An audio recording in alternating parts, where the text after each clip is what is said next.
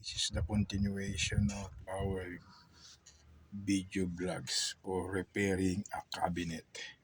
Okay, so we need this two C-clamp, Dinis C-clamp 2 inches. Okay, sizes, the wide. Okay, so we need these two because we need a big hole, same size of this, too big to make big this hole, so it's easy to insert in the cabinet. Okay? Same as this. Maybe we can use this extra or only this. So you can start now. Okay.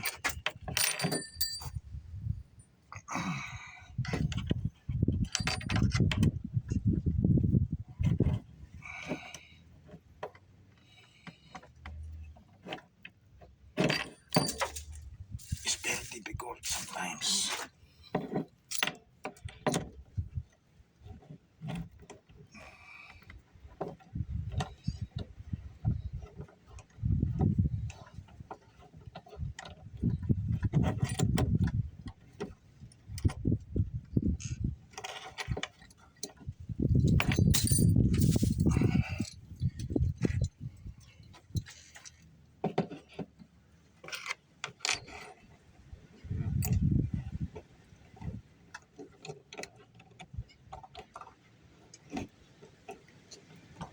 It's windy today, so it's nice. Even it's sunny.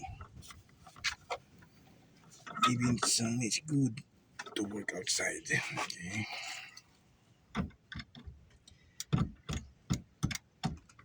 We need a big hole for this size. So it's easy to drill in the wood.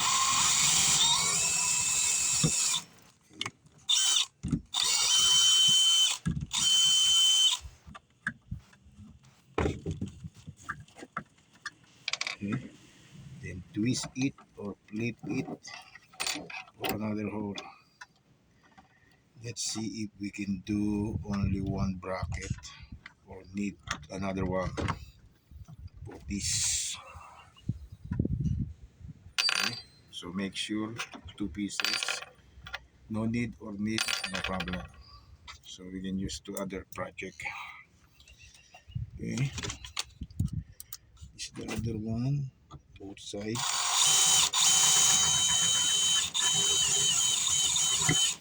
Okay. Good. Okay.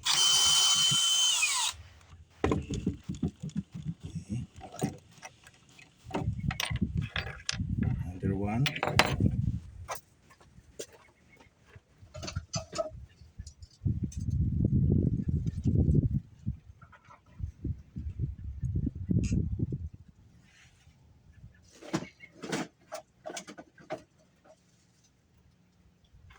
We need a hammer.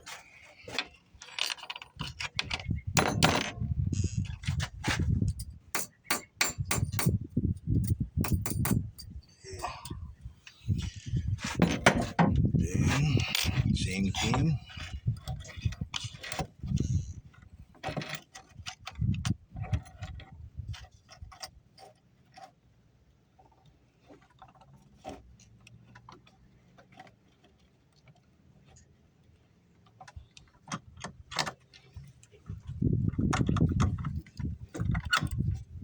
Okay.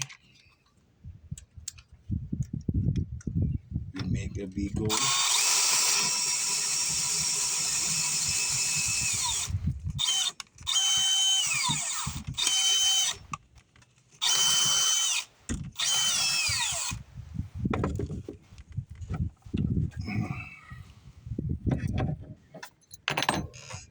See the hole? Same size of this screw. So one more to go. Okay. Just to finish this part 3 videos. Okay. Right.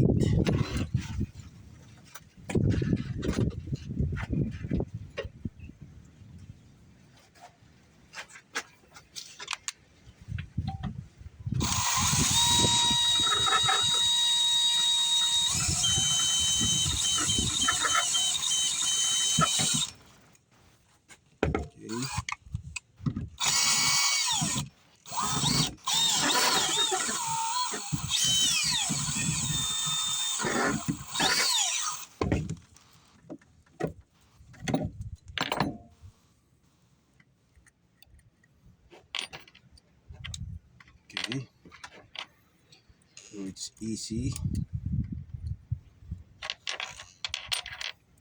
We're going back inside now just to finish this video because I know it's very difficult also because the space inside the back cabinet, no rooms.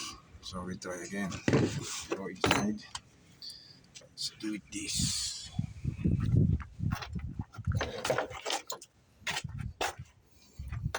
This is my small shop in my van.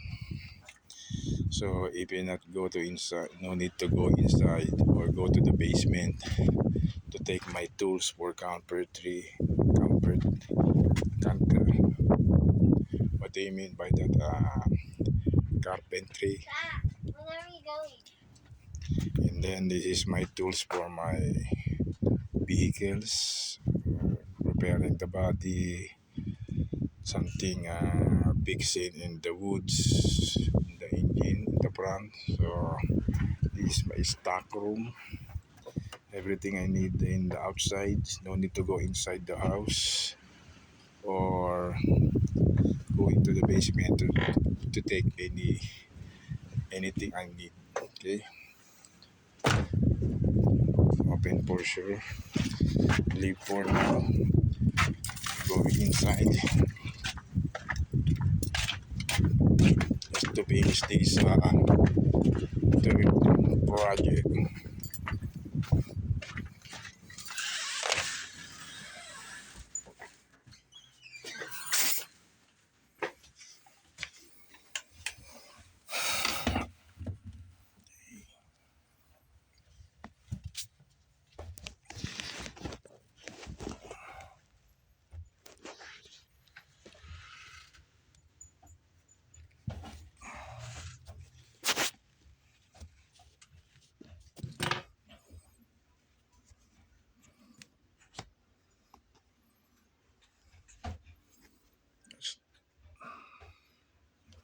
What's the problem? As you can see, it's the problem.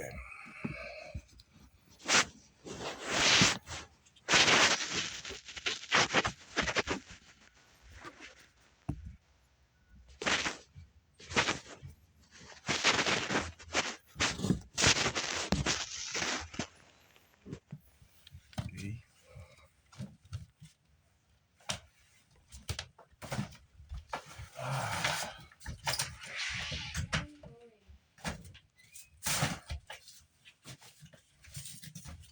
Almost.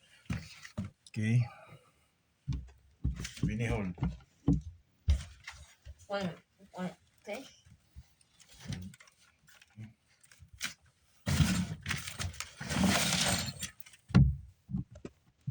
Right.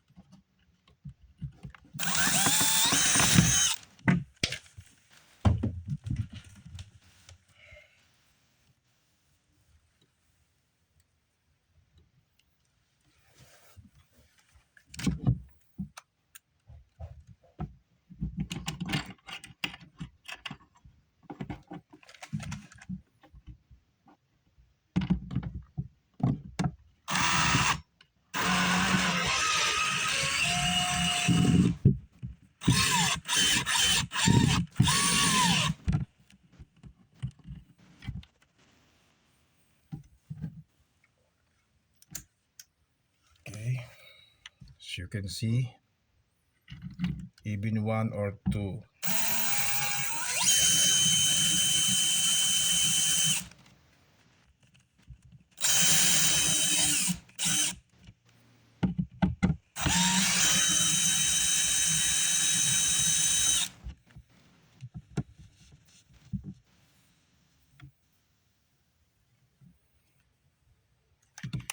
for sure we need to bend it this so you can reach flat at the back. Okay,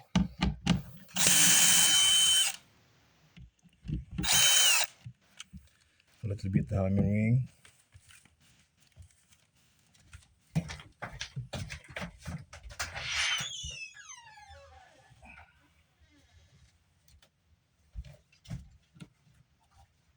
Just open the door, it's okay.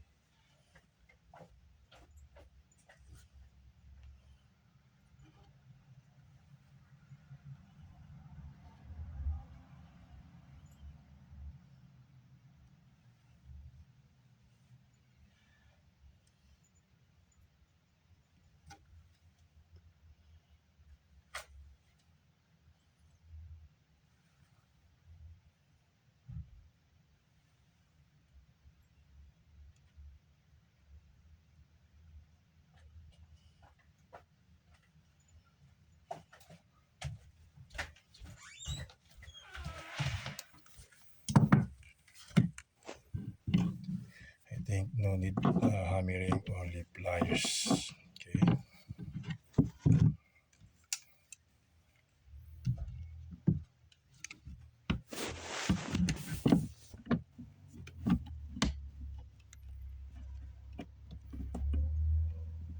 Okay.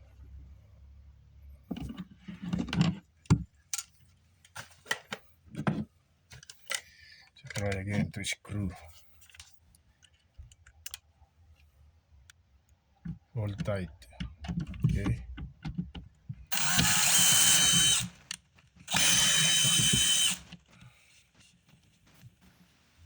See? Not moving. Very tight. To make sure again.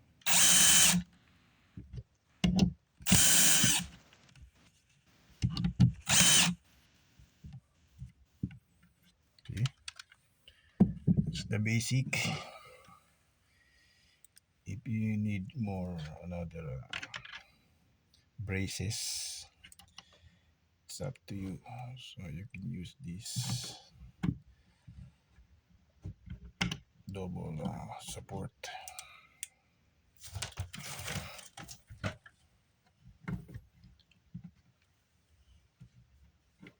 Okay.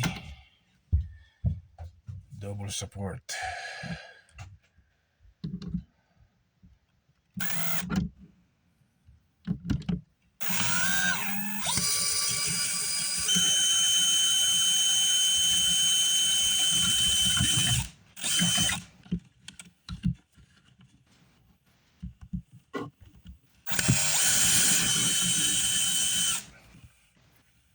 Okay.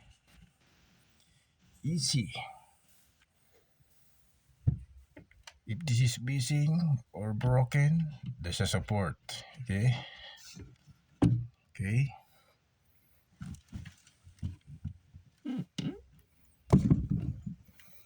The important, you can close, open, close, open. See how it works. So if you're not satisfied, you need another screw just to complete the 4 screw. Just to complete the 4 screw. If you're not satisfied, put another one again.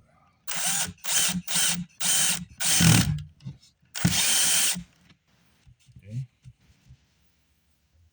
Check all the check.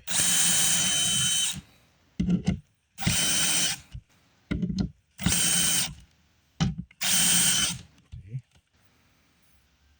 It works. Or you can transfer this screw here to make it tight just to hold this brace. Okay.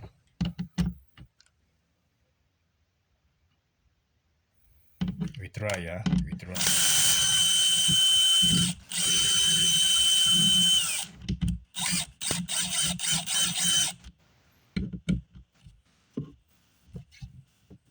No shaking. You can move normally. See?